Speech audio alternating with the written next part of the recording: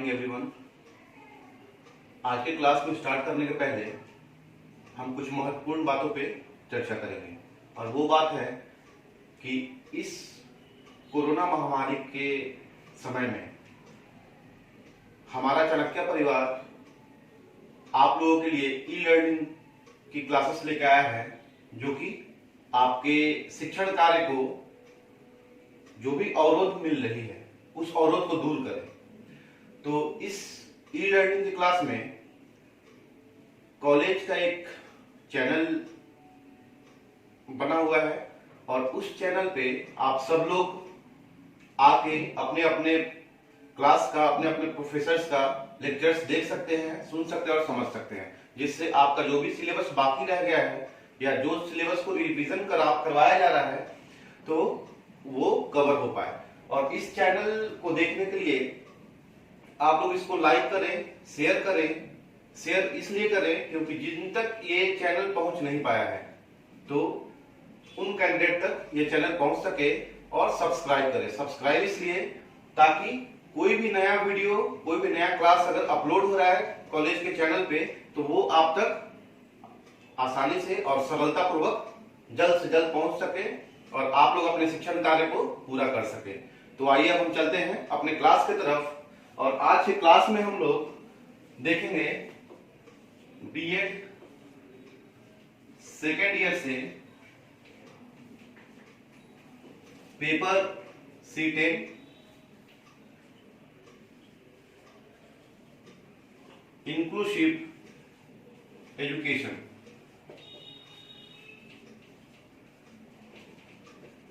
समावेशी शिक्षा।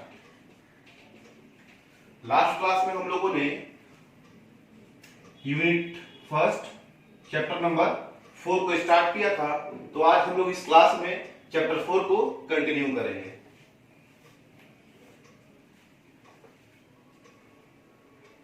चैप्टर 4 का जो टाइटल है वह है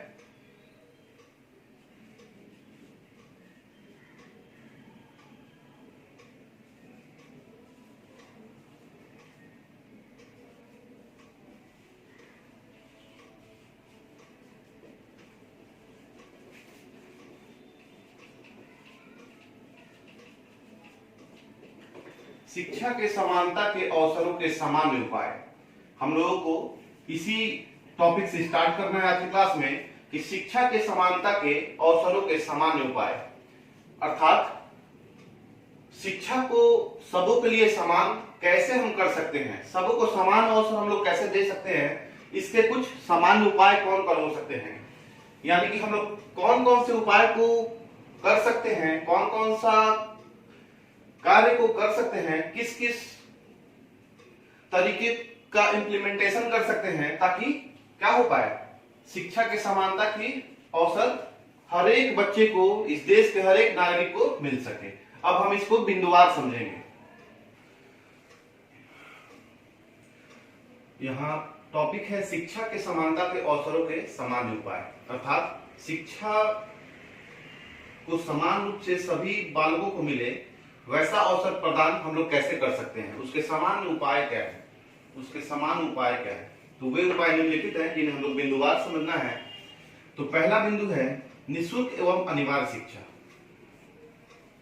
चूंकि आरटी 2009 के अनुसार भी और भारतीय संविधान का अनुच्छेद 21A के अनुसार भी शिक्षा को हमारे देश में निःशुल्क और अनिवार्य माना गया है 6 वर्ष से 14 वर्ष तक के बच्चों के लिए, अर्थात उच्च प्राथमिक तक के शिक्षा के लिए हमारे देश में निःशुल्क एवं अनिवार्य शिक्षा है। लेकिन आज भी भारत में निर्धनता की बोलबाला है और भारत में वैसे करोड़ों निर्धन लोग हैं, करोड़ों गरीब लोग हैं जो आज भी इस निःशुल्क एवं अनिवार्य शिक्षा को भी ग्रहण पाने से वंचित हैं। क्योंकि यहाँ पे जो भी पब्लिक स्कूल है उसके फीस ज्यादा है, नामांकन लेने में परेशानी है, तो आर्थिक विषमताओं के कारण भी निःशुल्क एवं अनिवार्य शिक्षा को लाना जरूरी है ताकि आर्थिक विषमताएं जो भी है वो दूर हो सके। उच्च प्राथमिक स्तर तक के जो भी बच्चे हैं, यानी कि वर्ष 6 से वर्ष 14 तक के बच्चे जो हैं वे निःशुल्क एवं अनिवार्य शिक्षा ग्रहण कर सके। यानी कि ये निःशुल्क एवं अनिवार्य शिक्षा उस हर बच्चे के लिए है जो क्लास 1 to 8 तक, अर्थात 6 वर्ष से लेकर 14 वर्ष तक के जो भी बच्चे हैं उनके लिए शिक्षा का समान अवसर हमारे देश में उपलब्ध है। दूसरा जो पॉइंट है वो है माध्यमिक उच्च शिक्षा निःशुल्क। विश्वविद्यालय पर शुल्क बढ़ाने की पाबंदी होना चाहिए। चूंकि 6 से 14 वर्ष के जो बच्चे हैं उनके लिए तो उच्च प्राथमिक तक की शिक्षा को निःशुल्क और अनिवार्य घोषित कर दिया गया है, लेकिन उसके बाद विश्वविद्यालयों में जाने के बाद वहां पे रुपयों की उगाही होती है और उस उगाही को कम करने के लिए सरकार को यह चाहिए कि वो विश्वविद्यालय पर कमांड कर सके और वहां पे किसी भी प्रकार का शुल्क बढ़ाया नहीं जाए। क्योंकि जब शुल्क नहीं बढ़ाया जाएगा तो कोई भी विश्वविद्यालय के अंतर्गत नामांकन करवा के वहां पे शिक्षा ग्रहण करने का काम कर सकता है। तो यहाँ पे सरकार का ये प्रमुख रोल है कि वह शिक्षा के हर एक स्तर पे वो बहुत ही बारीकी से ध्यान दे और कोशिश करे हर संभव कि किसी भी प्रकार का शुल्क जो गलत ढंग से लिया जा रहा है उसको बंद किया जाए। थर्ड है निजी व्ययों में कमी। क्योंकि आज का जो शिक्षा है, आधुनिक युग का शिक्षा, हम सबको जानते हैं कि बहुत महंगा हो गया है और उस महंगाई के लिए जो बच्चे निजी व्यय करते हैं, जैसे पाठ्य पुस्तक बुक्स वगैरह खरीदते हैं या जो भी सप्लीमेंट बुक्स खरीदते हैं, तो वो बहुत महंगा मिलता है। और ये बात लगभग हम सबको ही जानते हैं, क्योंकि हम लोग भी इसी परिवेश में अपने आप को ढाले हुए हैं। तो निजी व्यय हम लोगों का ज्यादा होता है, तो उस व्यय पे सरकार को सोचना चाहिए और उस वैसे व्यय जो बुक्स वगैरह में ज्यादा इन्वेस्टमेंट का कारण बनती है, उस इन्वेस्टमेंट को कम करना चाहिए ताकि बच्चे आराम से और सरलता पूर्वक अपने पढ़ाई को आगे ले जा सके और अपने आप को इस समाज में एक अच्छे नागरिक के तौर पे स्थापित कर सके। उसके बाद है पर्याप्त शिक्षण सुविधाओं की व्यवस्था। शिक्षा के समानता के अवसर के लिए, यानी कि हर एक बच्चे को शिक्षा का समान अवसर मिले, इसके लिए एक उपाय यह भी करना चाहिए कि पर्याप्त शिक्षण सुविधाओं की व्यवस्था करनी चाहिए। जो भी शिक्षण सुविधाएं हैं, जो भी टीएलएम्स हैं, जो भी विद्यालय हैं, अगर विद्यालयों की कमी हो रही है तो विद्यालय की कमी को दूर करना चाहिए। अगर शिक्षक की कमी हो रही है तो शिक्षकों की कमी को दूर करना चाहिए। तो ये काम कौन करेगा? ये काम सरकार करेगी। तो सरकार को ये सोचना चाहिए कि हमारे समाज में, हमारे परिवेश में कभी भी शिक्षण सुविधाओं की कमी ना आए। हर एक प्रकार से, हर एक एंगल से वो सब चीज फुलफिल किया जाए, जिससे शिक्षा के समान अवसर हर बच्चों को मिले और वे इस समाज में अपने आप को समानता के आधार पर रख सके। नेक्स्ट है शिक्षा को आकर्षक बनाया जाए। यह भी एक महत्वपूर्ण बिंदु है कि शिक्षा को आकर्षक कैसे बनाया जाए। तो शिक्षा के समानता के लिए शिक्षा को आकर्षक हम लोग तभी बना सकते हैं जब उस शिक्षा पद्धति को सिर्फ बुकिस्ट सिस्टम ना बना के, बुकिस्ट टेक्निक ना बना के, विद्यार्थियों के या छात्रों के जीवन से संबंधित करके वैसा पाठ्यचर्या का निर्माण किया जाए जो कि शिक्षा को आकर्षक बना सके। क्योंकि शिक्षा अगर आकर्षक बनेगी तो कोई भी विद्यार्थी अपने में रुचि उत्पन्न कर सकेगा और पढ़ाई के लिए तत्पर हो पाएगा। तो अगर बच्चा तत्पर हो पाएगा तभी शिक्षा के समानता के जो सामान्य अवसर हैं वो फुलफिल हो पाएगा। तो यहाँ शिक्षा को आकर्षक बनाने के लिए जो भी उपाय सरकार द्वारा करना चाहिए, या हम कह सकते हैं कि समाज की बात अगर शिक्षा के लिए है तो समाज का भी यह कर्तव्य है कि वह शिक्षा को सपोर्ट करे और उसको आकर्षक बनाने में पूरा सहयोग करे। नेक्स्ट है छात्र विद्यालयों में बने रहें। समान शिक्षा के समानता के अवसर के सामान्य उपायों में एक उपाय यह भी है कि अगर कोई बच्चा किसी भी विद्यालय में नामांकन करवा लेता है, नामांकन तो करवा लिया, लेकिन क्या वह अपने पूर्णकालिक शिक्षा को पूर्ण किया? जैसे अगर क्लास फर्स्ट में नामांकन करवाया और क्लास 12 तक की बात करें हम, तो नामांकन तो फर्स्ट क्लास में हो गया, लेकिन क्या वह इस फर्स्ट क्लास से अपने आप को क्लास 12 तक लेके गया या बीच में ही छोड़ दिया? तो जो बीच में छोड़ने का कार्य है उसको खत्म करना है। क्योंकि बच्चा अगर एक बार एडमिशन करा लिया क्लास फर्स्ट में तो ऐसा हर संभव प्रयास करना है सरकार के द्वारा, शिक्षकों के द्वारा, प्रधानाचार्य के द्वारा या माता पिता के द्वारा या समुदाय के द्वारा या समाज के द्वारा। ऐसा हर एक व्यक्ति का कर्तव्य है कि जो बच्चे विद्यालय में नामांकन करवा लिए उनको हर संभव कोशिश करना चाहिए कि वे बच्चे रिटेंशन कर सके, अपने आप को वहां पे रोटेट कर ले। रोटेट करने से तात्पर्य है वे बच्चे उस क्लास के जो सिस्टम है क्लास 1 to 12 तक को पूरा कर सके और 12 पूरा करने के बाद ही विद्यालय को छोड़े। तो यहाँ पे छात्र विद्यालयों में बने रहे, इसके लिए सरकार को वो हर उपाय करना चाहिए ताकि जो भी बच्चा क्लास 1 में एडमिशन ले रहा है वो अपने आप को पूरा क्लास 12 तक का पढ़ाई करके बाहर निकल पाए। तो शिक्षा के समानता के अवसर के लिए यह भी एक महत्वपूर्ण बिंदु है कि जो बच्चे नामांकन करवा चुके हैं उन बच्चों को रोटेट करके रखा जा सके। उसके बाद है परिवहन सुविधा। यह भी एक इंपॉर्टेंट क्वेश्चन है, क्योंकि आज भी निःशुल्क और अनिवार्य शिक्षा होने के बावजूद भी ऐसे हजारों लाखों बच्चे हैं जो विद्यालय के दूर होने के कारण शिक्षा ग्रहण करने में असमर्थ हैं। तो वैसे असमर्थ बालकों के लिए परिवहन सुविधा था, ट्रांसपोर्टेशन, जो भी आने जाने का सुविधा है घर से विद्यालय और विद्यालय से घर, उस चीज को, उस कमी को दूर करने के लिए सरकार को कुछ ना कुछ उपाय करनी चाहिए। वो केंद्र सरकार करे तो या राज्य सरकार करे तो, क्योंकि शिक्षा समवर्ती सूची के अंतर्गत आती है और समवर्ती सूची से तात्पर्य है कि समवर्ती सूची के अंतर्गत शिक्षा के ऊपर केंद्र सरकार भी अपना डिसीजन ले सकती है और राज्य सरकार को भी यह छूट है कि वह अपने राज्य में शिक्षा के ऊपर कोई भी डिसीजन ले सकती है। तो शिक्षा के समान अवसर के लिए, चूंकि सारे बच्चे को शिक्षा के मुख्य धारा में जोड़ा जा सके, उसके लिए यह जरूरी है कि ट्रांसपोर्टेशन पे ध्यान दिया जाए। हर संभव यह कोशिश किया जाए कि किसी भी बच्चे को ट्रांसपोर्टेशन की कठिनाई का सामना ना करना पड़े और वो बच्चा अपने घर से विद्यालय तक और विद्यालय से घर तक की सफर बहुत ही सरलता से कर सके। क्योंकि अगर ट्रांसपोर्टेशन में कठिनाई आएगी तो जाहिर सी बात है कि वह बच्चा विद्यालय जाने में और आने में, मतलब कि घर से विद्यालय जाने में और विद्यालय से घर को आने में असमर्थ हो जाएगा और अंततः वह हार थक के वह शिक्षा के मुख्य धारा से अपने आप को दूर कर लेगा। क्योंकि आने जाने की कठिनाई अगर होगी तो वह बच्चा पढ़ नहीं सकेगा।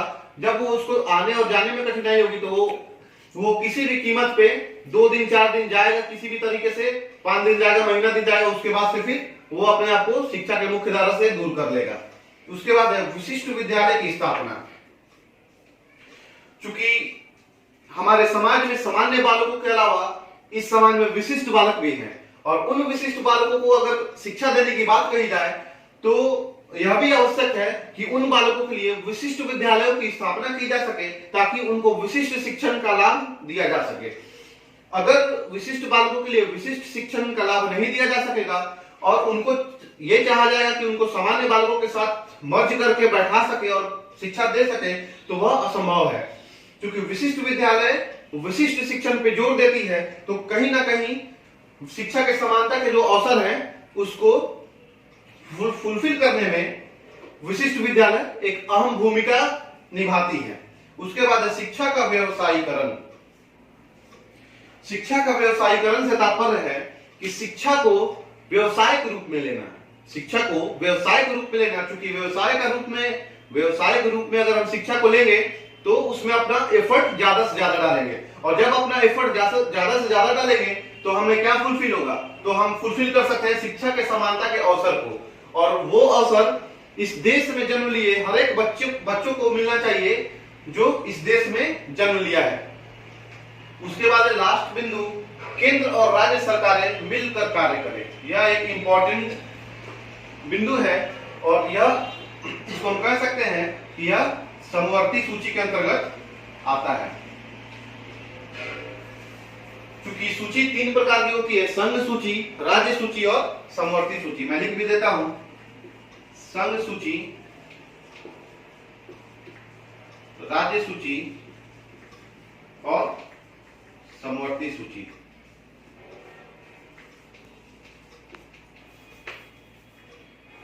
भारत में, हमारे देश में कौन सा विभाग किस सूची के अंदर काम करेगा, ये यही तीनों सूची को डिनोट करती है। तो संघ सूची से तात्पर्य है कि इस सूची के अंतर्गत किसी भी विभाग को अगर इस सूची में डाला जाएगा तो उस विभाग का मालिकाना हक संघ सूची को होगा, मतलब कि केंद्र सरकार को होगा, केंद्र सरकार को होगा। और केंद्र सरकार उस विभाग के लिए हर संभव प्रयास करेगी और हर संभव नियम कानून बनाने का काम करेगी। राज्य सूची से तात्पर्य है कि इसका मालिकाना हक राज्य सरकार को होगा और इसमें केंद्र सरकार का इंटरफेरेंस नहीं होगा। तो संघ सूची में केंद्र सरकार का मालिकाना हक होता है, राज्य सूची में राज्य सरकार का मालिकाना हक होता है और समवर्ती सूची में केंद्र सरकार और राज्य सरकार, मतलब सेंट्रल गवर्नमेंट और स्टेट गवर्नमेंट समवर्ती सूची के अंदर दोनों ही गवर्नमेंट कंबाइंड रूप से किसी भी बात पे अपना नियम कानून या अपना डिसीजन ले सकती है। तो यहाँ पे बात किया गया है केंद्र और राज्य सरकार मिलकर कार्य करें। क्योंकि समानता किसके लिए है? शिक्षा की बात हो रही है। शिक्षा को समान रूप से हर बच्चों के पास, हर छात्रों के पास समान रूप से अवसर उसको प्रदान किया जा सके। तो शिक्षा को समान रूप से अवसर प्रदान करने के लिए यह एक महत्वपूर्ण बिंदु इसको मान सकते हैं हम और कह सकते हैं कि इसमें केंद्र और राज्य सरकार दोनों आपस में म्यूचुअल होकर मिलकर काम करें ताकि हर एक बच्चे को वे इस निःशुल्क एवं अनिवार्य शिक्षा के माध्यम से शिक्षा के समान अवसर प्रदान कर सके। तो केंद्र और राज्य सरकारें मिलकर कार्य करने से तात्पर्य है कि हमारे देश में जो भी राज्य, जिन राज्यों में प्रादेशिक असंतुलन शिक्षा को लेकर है, उन प्रादेशिक असंतुलन को केंद्र सरकार दूर करे और यह केंद्र सरकार का कर्तव्य है कि जिन राज्यों में शिक्षा को अभी तक भी बढ़िया तरीके से इंप्लीमेंटेशन नहीं कर पाया गया है, उस राज्य को वह शैक्षिक अनुदान दे सके। शैक्षिक अनुदान से तात्पर्य है वह उस राज्य को, यानी कि सेंट्रल गवर्नमेंट वैसे राज्य को रुपया डोनेट कर सके ताकि वह राज्य अपने राज्य में शिक्षा को एक मजबूत आधार के साथ कायम कर सके। चैप्टर 4 में इस टॉपिक को समाप्त किया। नेक्स्ट क्लास में हम लोग आगे बढ़ेंगे और आप सबों से फिर से आग्रह है कि आप लोग हमारे कॉलेज के चैनल को लाइक कीजिए, शेयर कीजिए और सब्सक्राइब कीजिए। सब्सक्राइब इसलिए ताकि कोई भी नया वीडियो किसी भी प्रोफेसर का आप लोगों तक आसानी से पहुंच सके और आप लोगों का शिक्षण कार्य पूरा हो सके। क्योंकि इस कोरोना महामारी में शिक्षण कार्य बहुत ही ज्यादा बाधित हुई है और इस बाध्यता को दूर करने के लिए हम लोग सारे टीचर्स फैकल्टी आए हैं हर एक पेपर पे अपना एक यूजफुल क्लास का वीडियो लेकर, और उस वीडियो को देखने के लिए आप लोग हमारे कॉलेज के चैनल को सब्सक्राइब कीजिए, लाइक कीजिए और शेयर कीजिए। अब नेक्स्ट क्लास में जो हम लोग क्लास करेंगे वो करेंगे ग्रुप ऑफ डिसेबल्ड चिल्ड्रन, यानी कि विशिष्ट बालकों का समूह, उसके ऊपर हम लोग चर्चा करेंगे। Thank you.